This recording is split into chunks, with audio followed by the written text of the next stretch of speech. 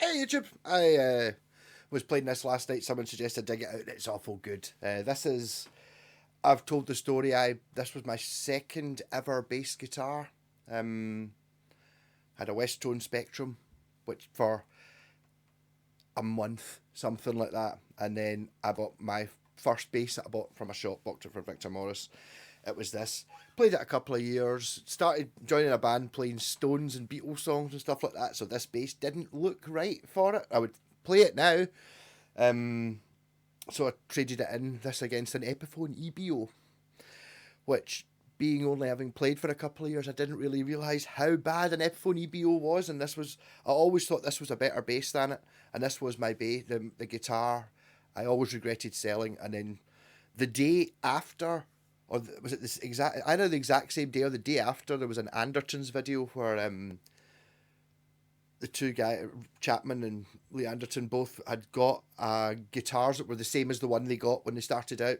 And I was watching these guys, and Chapman was like kind of cracked a wee bit when he saw the Yamaha RGX and it was yellow and all. You could see him just going, whoa, and it's like, you know, the man plays thousands of pounds worth of guitars every day, but still getting joy out of that wee £200 Yamaha, that kind of thing.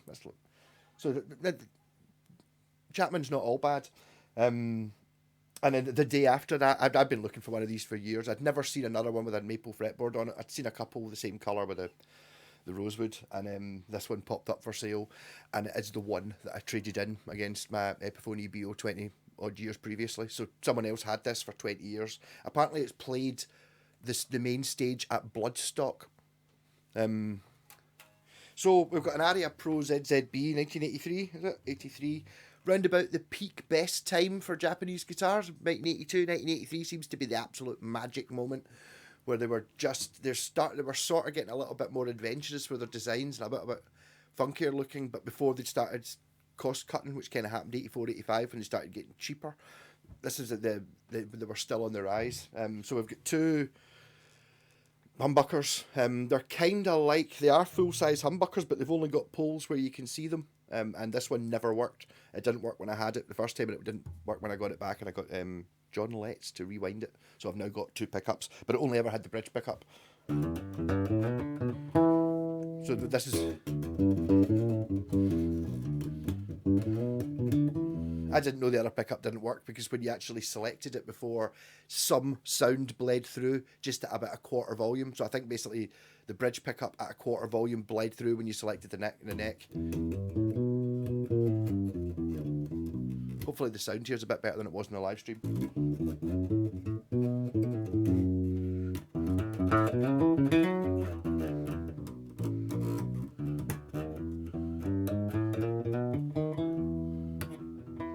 I was literally in tears when I bought this. Just like, oh my god, it's mine! It totally is. And I was like looking at it, and it's like, I didn't realise at the time that the Les Paul type knobs and the thing that says rhythm treble are not meant to be on this guitar, but they were on it when I had it, and they were on it when I bought it back. Also, I was like saying to the guy, I was like, oh, I remember. It's like the advert that I saw, and it was like, yeah, it's got some screw holes in the bottom I can't explain, but it's in good condition, and the screw holes in the bottom are here, an extra couple of screws. And that's because I had a sort of a spike that fitted in it so you could lean it against the wall in the studio. And that explained. So it can be explained. Some idiot put like a spike thing, like almost like a bike stand on it so I could lean it against the wall. So yes, I even gigged this, but the Cavern Club in Strathclyde Union.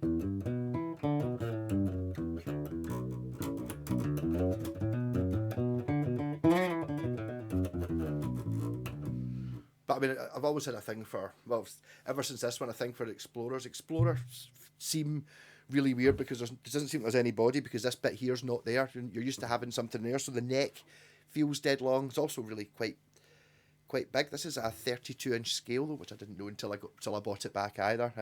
So not full scale, but 32 is a nice. I like a 32.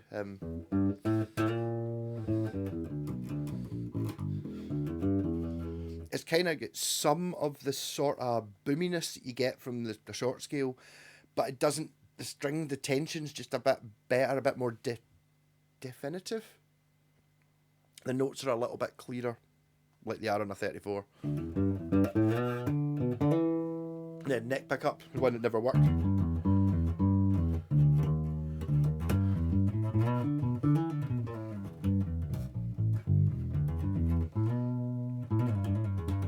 you imagine how... I mean, I got this cheap at the time, 120 quid. I paid for it brand new. I remember seeing one after I'd sold mine, a year after I'd sold mine, in Victor Morris as well, and it was only 80. I didn't buy it. The other thing I remember this is I only ever had three neck bolts holding the thing on, because you couldn't just buy a bolt that fitted. I tried going to B&Q, but I didn't really, to get a guitar bolt. So I was thinking when I was round seeing the guy, I was like, hi. I always remember it had 3 bolts, and you look at it and it's like pure gold, gold, gold, silver. So yes, he replaced the bolt that was missing. This is a deluxe, a ZZB deluxe original smooth joint. So you get gold tuners, decent Gotoh ones, good tuners. The bridge is a kind of locks in from the top. Got a bit of girth to it. A nice bridge, good pickups. One piece maple neck. This is a... They don't make them like this anymore.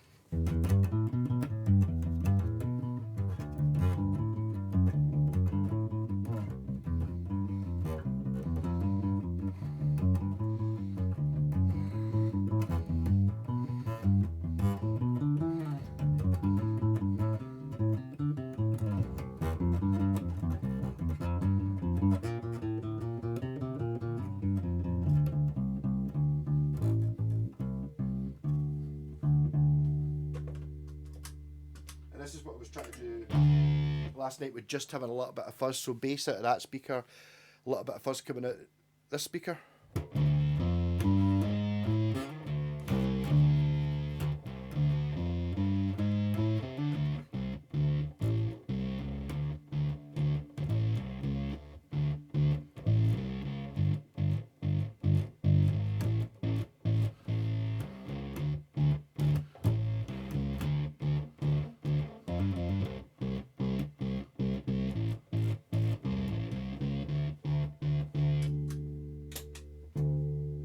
Bit of chorus coming out the other side.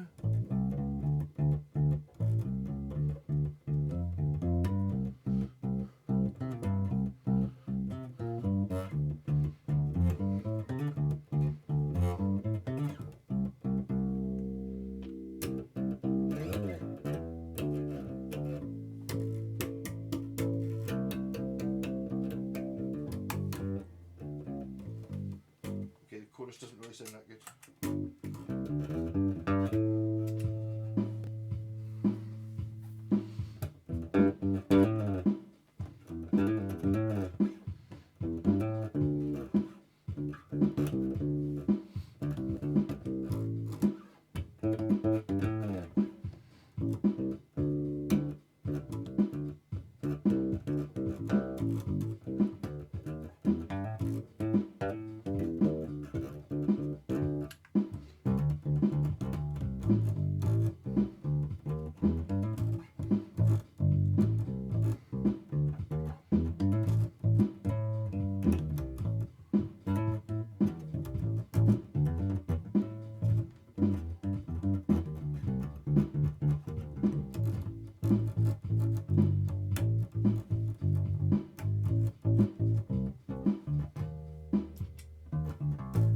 I've actually got the guitar version as well. It's called a ZZ Blade Runner. So it's this but all black, and it's got a Calar trem on it, which I just can't...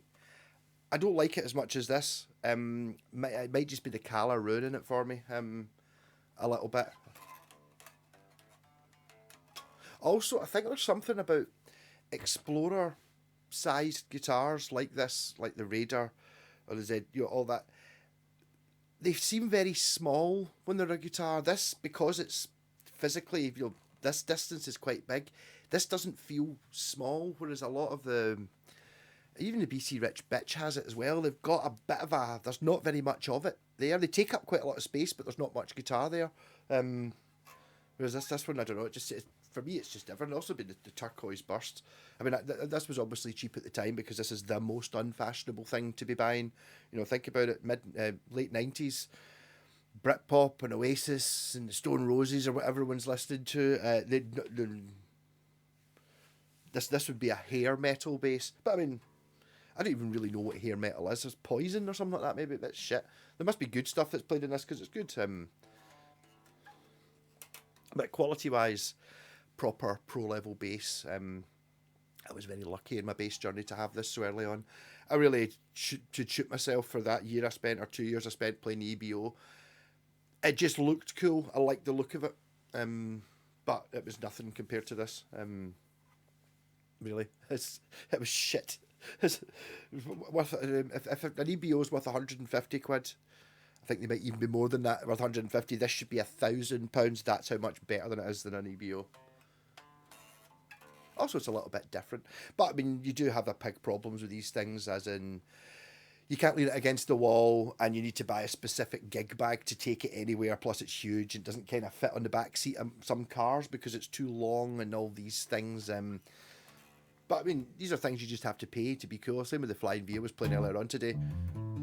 You know, they're obviously it's not as good as a Strat. It's not as practical. It's a big, massive thing that you have to play standing up. But that's kind of where it sits. I mean, for me, this was part of this was the John Entwistle thing. John Entwistle poster of him playing I think it's an alembic, but not a not dissimilar shaped thing to this with the Who.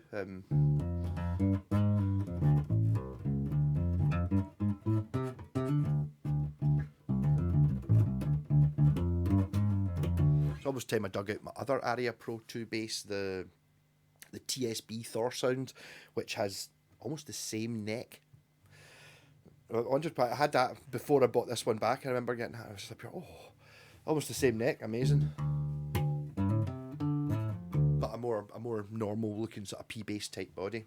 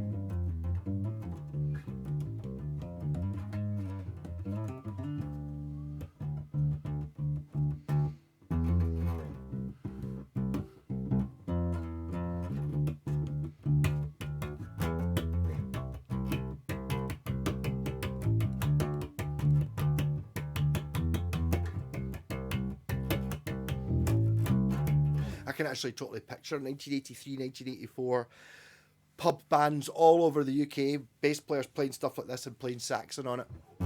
Definitely, definitely. Back when days when people were willing to risk a little bit, or you go in a shop and try a bit. That's the difference.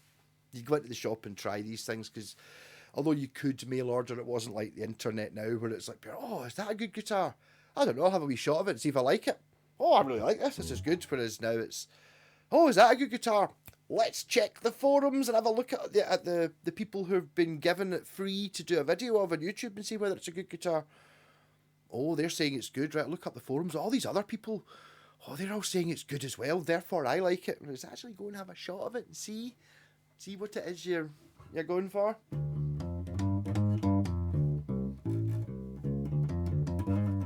Also, I think there's an element of, I've been told this before, a lot of these guitars, one of the things that really, really expensive guitars do, like your Martins and stuff like that, that wood is very aged, is aged for years and years, so it's pure proper dried out before they build the guitar, whereas on factory guitars, they're not, but this has 40 years of age added after it was built, plus it was amazing quality when it started with, so I think there's an element of these things just getting better. The wood crystallizes and gets settled and everything tightens up and it kind of starts turning into a rock, starts to go petrified very early in the stage of petrification. They say it takes 3,000 years to turn to stone. It started its journey.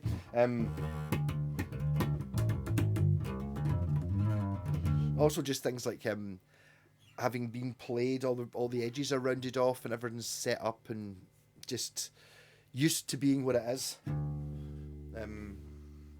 I'm definitely an advocate for guitars like this, the Matsumoku built guitars. It's not